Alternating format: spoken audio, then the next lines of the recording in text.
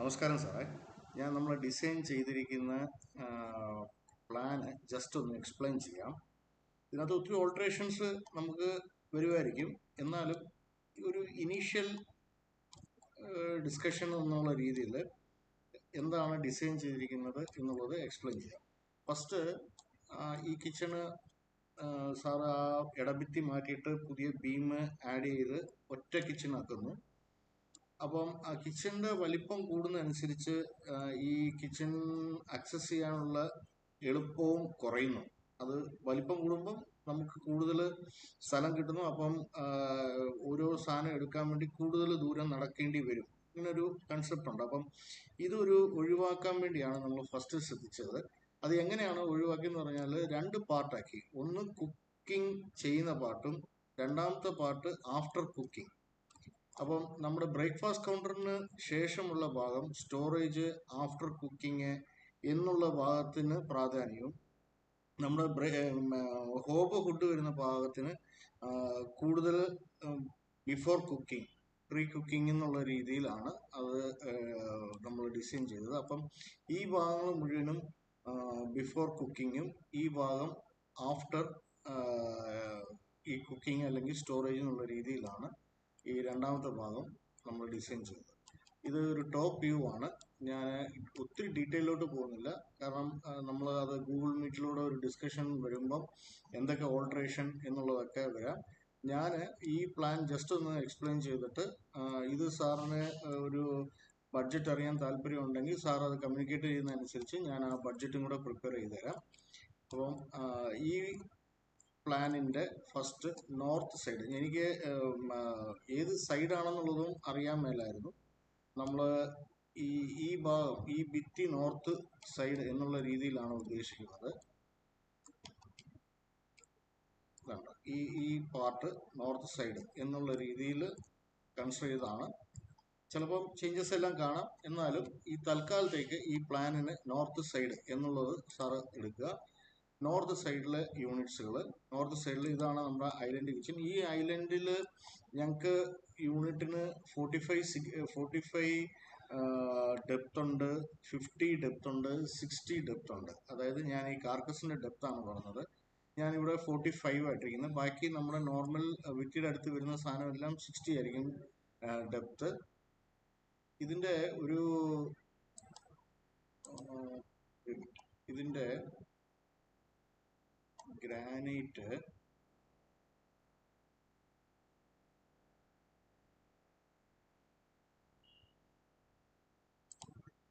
ഇങ്ങനെ ഓരോന്നും ഓരോ മോഡ്യൂളായിരിക്കും.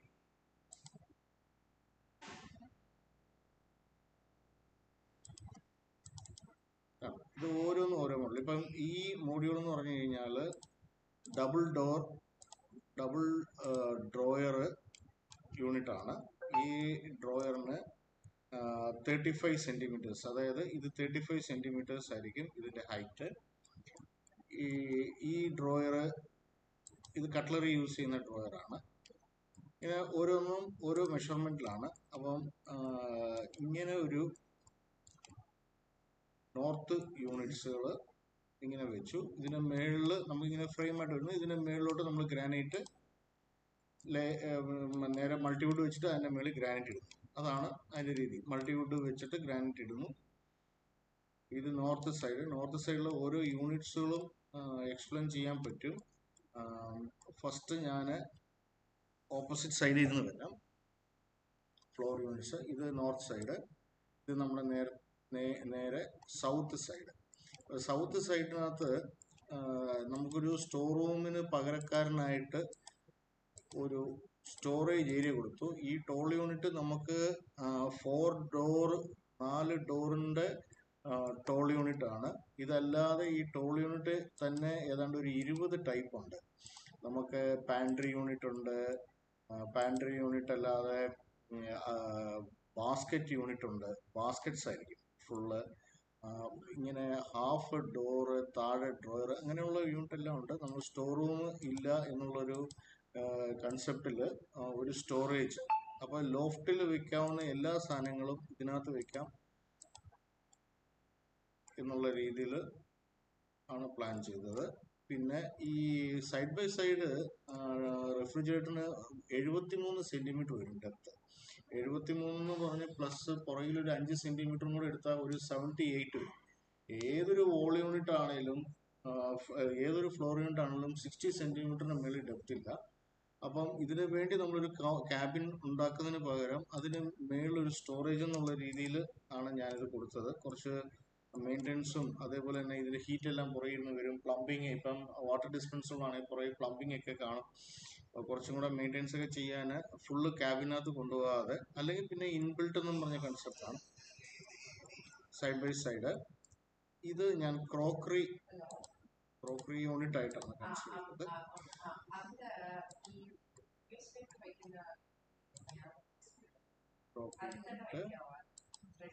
Under the sink water purifier നമുക്ക് വയ്ക്കാൻ പറ്റും. Under the sink water purifier ഉണ്ട്. അല്ലാതെ തന്നെ നമുക്ക് ഇങ്ങനെ ഇൻബിൽട്ട് വാട്ടർ പ്യൂരിഫയർ യൂണിറ്റ് ഉണ്ട്.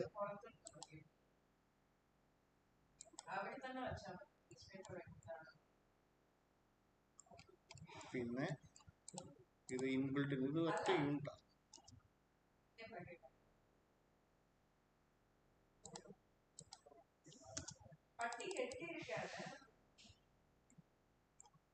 നിങ്ങൾക്ക് അകത്ത് കയറി വരണ്ടാല് ഇതിനെ വെക്കാൻ പറ്റും. ജസ്റ്റ് ആ കാറിന്റെ മുകളിൽ വെച്ചാൽ കാറിന്റെ മുകളിൽ വെക്കാം.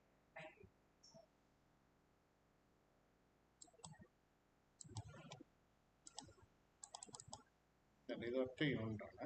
ഇൻബിൽട്ട്, മേളില് ഓവന്, താഴെ ഗ്രില്ല്, മേളില് ഇതുപോലെ തന്നെ സ്റ്റോറേജ്, നടുക്കൊരു ഷെൽഫും കൂടെ വരും. പിന്നെ താഴെ ഡ്രോയർ യൂണിറ്റ്. ഇത് ഒരൊറ്റ യൂണിറ്റാണ്. ഈ യൂണിറ്റിനകത്ത് മൈക്രോവേവ് ഓവനും അതേപോലെ ഗ്രില്ലും സെപ്പറേറ്റ് ആണ്. പിന്നെ ഇതൊരു ഷട്ടർ യൂണിറ്റാണ്. അപ്പോൾ ഈ ഓവനും അതേപോലെ ഗ്രില്ലും ഇതിനകത്ത് വന്നു. ഇതിന്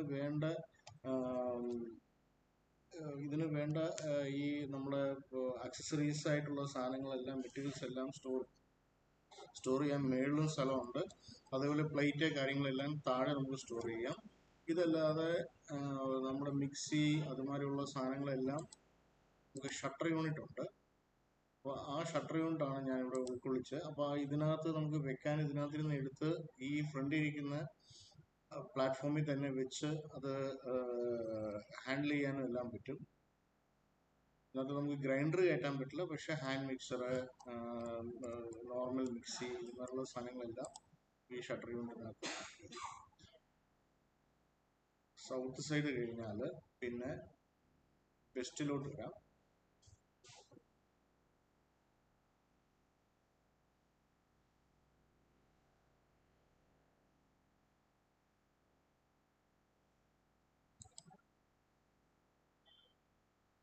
വെസ്റ്റ് സൈഡിൽ ഇതാണ് സാറ് കണ്ട ഷട്ടർ യൂണിറ്റ്. ഷട്ടർ യൂണിറ്റ് കഴിഞ്ഞാൽ ഫ്ലോർ യൂണിറ്റ്.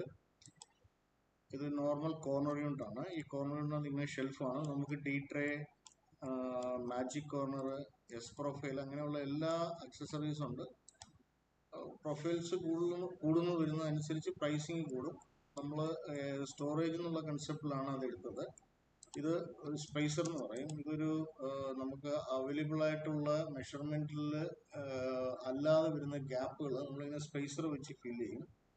ഈ സ്പേസർ ജസ്റ്റ് ഇട്ടിരിക്കുന്നേ ഉള്ളൂ, കാരണം നമുക്ക് കറക്റ്റ് അവൈലബിൾ സ്പേസ് കിട്ടുന്ന മുമ്പ് നമ്മളിങ്ങനെ സ്പേസറുകൾ പരമാവധി യൂസ് ചെയ്യാറുണ്ട്. പിന്നെ ഇത് ഒരു സിങ്കിന്റെ യൂണിറ്റാണ്. ഈ സിങ്കിന്റെ മേളിൽ നമ്മൾ ബ്രേക്ക്ഫാസ്റ്റ് കഴിച്ചിട്ട് കഴുകാൻ വേണ്ടി ഉള്ള സിങ്കായിട്ടാണ്, അല്ലെങ്കിൽ വാഷ് ബേസിനായിട്ടാണ് ഇത് ഉദ്ദേശിച്ചത്. അപ്പം ഇത്രയും ഏരിയ നമുക്ക് മിക്സി അതുമാതിരിയുള്ള സാധനങ്ങൾ ഉപയോഗിക്കാനും പറ്റും. അത് കഴുകാനോ അങ്ങനെ എന്തെങ്കിലും ഉണ്ടെങ്കിൽ ഈ വാഷ് ബേസ് എന്നുള്ള കൺസെപ്റ്റിൽ പോകാം, അല്ലെങ്കിൽ ഇവിടെ തന്നെ സിങ്ക് എന്ന് പറഞ്ഞ കൺസെപ്റ്റിൽ പോകാം. അത് കഴിഞ്ഞാൽ ഫ്ലോർ യൂണിറ്റ് ഡബിൾ ഡോർ ഇതുണ്ട്. ഇതുകൊണ്ട് ഇത് ഒരു എൽ ഷേപ്പിലിരിക്കും ഈ യൂണിറ്റ്.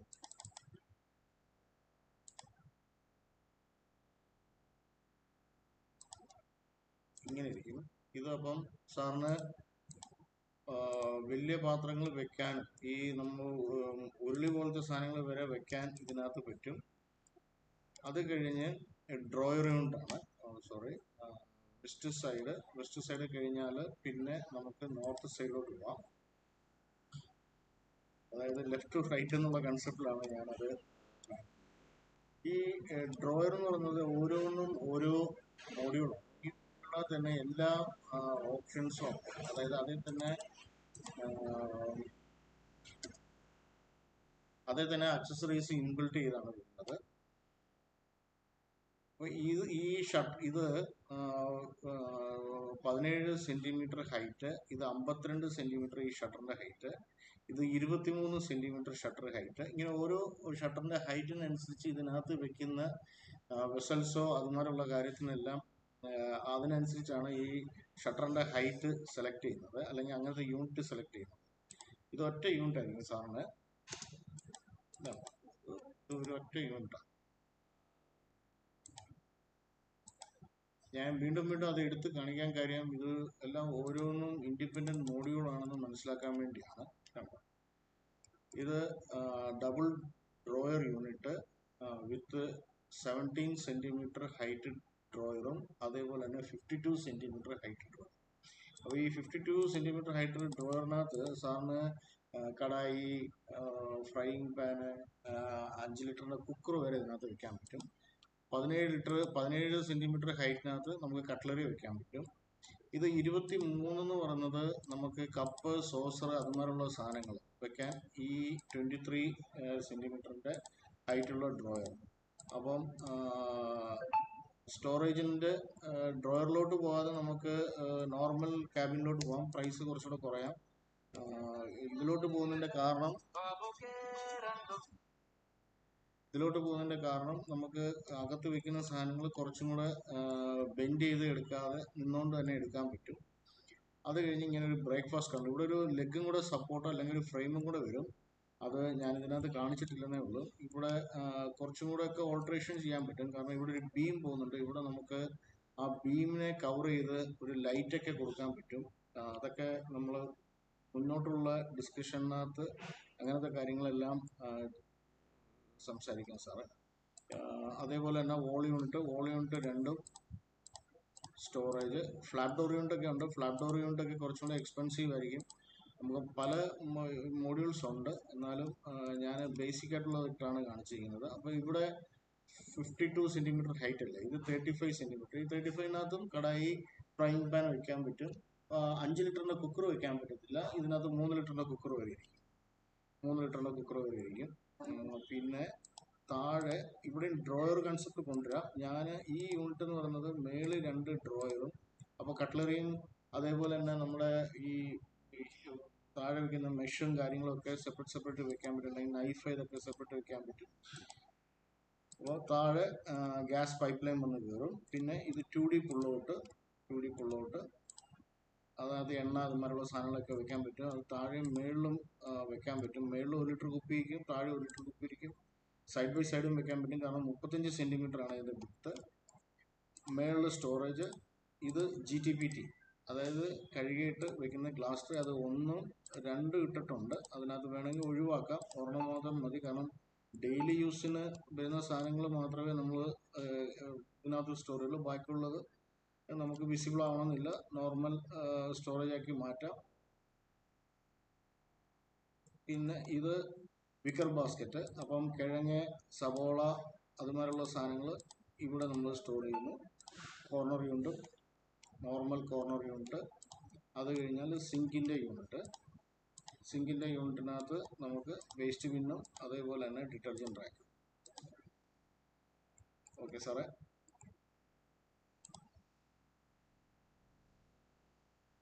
ഇതാണ് ഈ നിലവിൽ ഡിസൈൻ ചെയ്തത്. ഇതിനകത്തിരുന്നുള്ള ഓൾട്രേഷൻസ് സാറിൻ്റെ ആയിട്ടുള്ള ഡിസ്കഷനിലൂടെ നമുക്ക് അത് കറക്റ്റ് ചെയ്തു. Okay sir, thank you.